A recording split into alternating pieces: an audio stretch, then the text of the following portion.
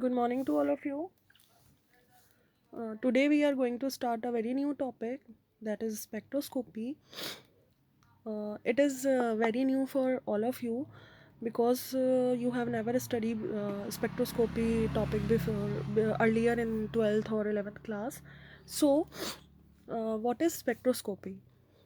Spectroscopy, as we can say, that it is the branch of science in which we study the interaction of radiation with some matter or with some chemical compound.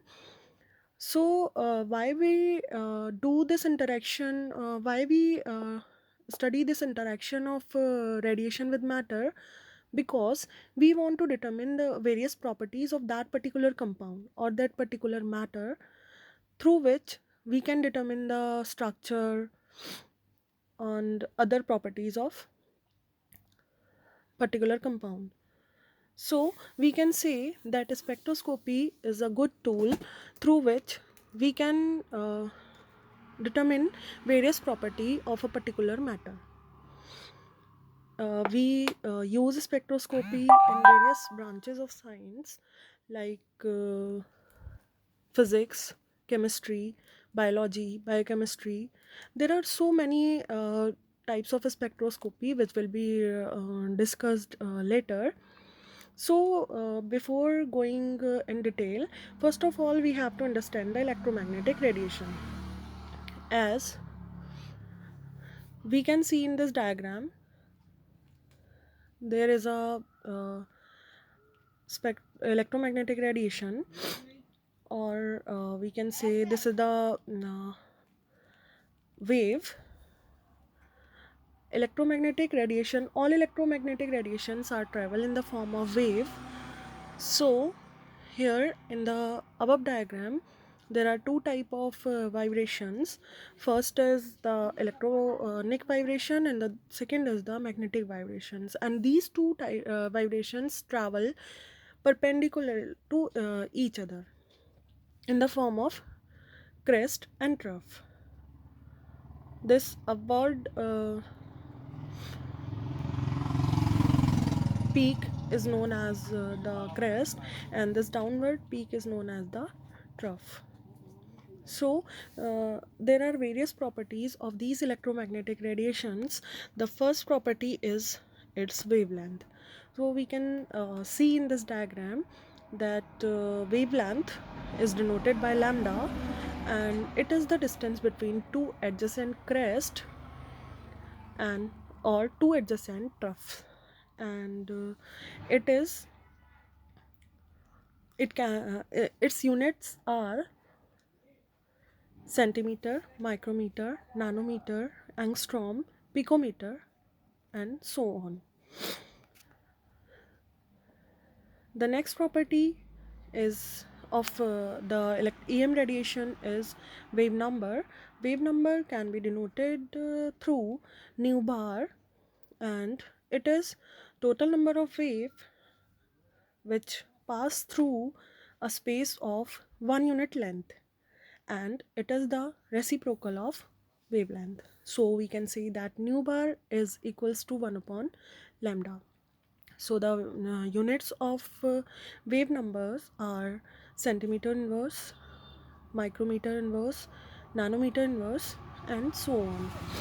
Next property of EM radiations are frequency, and now it is denoted by nu, and it is the number of wave which pass through a point in 1 second.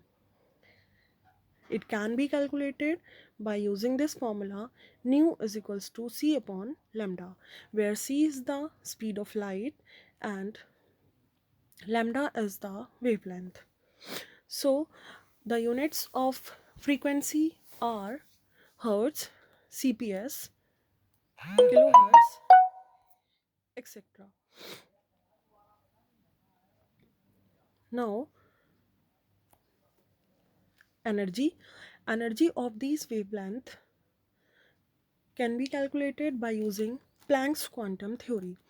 And we know that according to Max Planck, wave or EM radiations travel in the form of small packets called quanta, and the energy of these quantas are directly proportional to the frequency. So there is a proportionality constant, as we can see in this relation.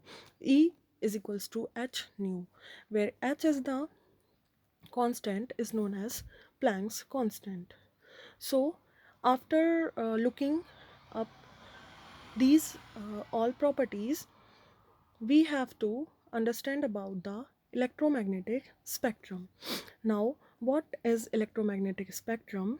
As we can see in this diagram, when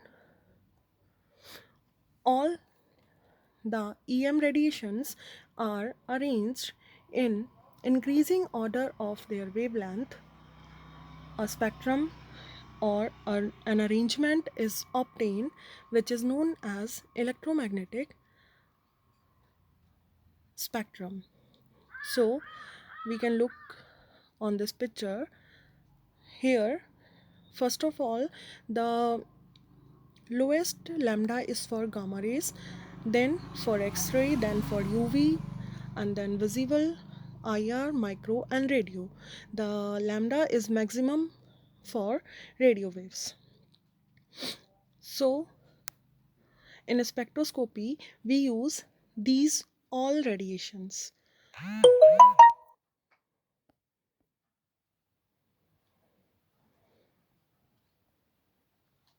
Now, what is spectrum? Spectrum is an arrangement of lines which are obtained by absorbing an EM radiation by matter or emitting this radiation by the matter. A spectrum can be of two types. First is absorption spectrum and the second one is emission spectrum. Absorption spectrum, it uh, how it obtained. So first we will discuss about the absorption spectrum. It is obtained when, we can see in this diagram, when an electron absorb some quanta or some photons of light and get excited to the higher energy state. So a transition, this transition is known as absorption spectrum. And emission spectrum, what is emission spectrum? As we can see that in the second diagram, if the electron is already in the excited state and if it emit some amount of radiation, so it come back to its ground state, and the spectra obtained is known as emission spectra. Now, these emission and absorption spectra can be of two types: atomic spectra and molecular spectra. In atomic spectra, when EM radiation interacts with atoms, this is known as atomic spectra, and when EM radiation interacts with molecules, it is known as molecular spectra. So, there are we used to study molecular spectra in four ways. These are four ways through which we study molecular spectra. So if we use microwaves, then this type of spectroscopy is known as wave spectroscopy, and it is also known as rotational spectroscopy. So why it is known as rotational spectroscopy, we can see in the very first diagram. If a molecule absorb or emit the radiation which is microwave radiation, so the molecule get excited and change its rotational energy state and get excited into the higher rotational energy state, and that's why this type of spectroscopy is known as rotational spectroscopy. Now the second is infrared spectroscopy. When we use IR radiation, this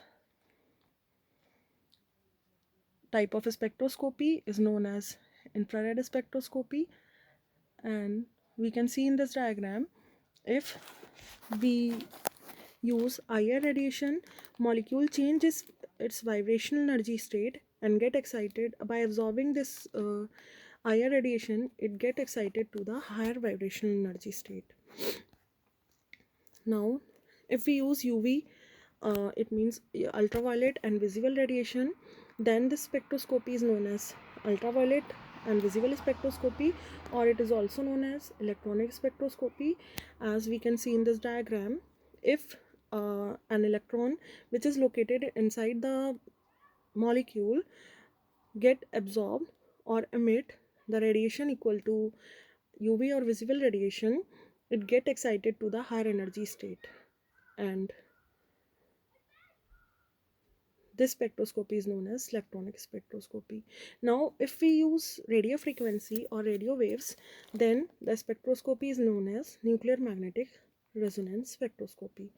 So, in the next lecture, we'll discuss this. This is all about the very basics of spectroscopy. In the next lecture, we'll discuss about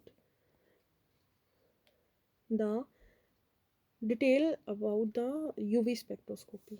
Thank you.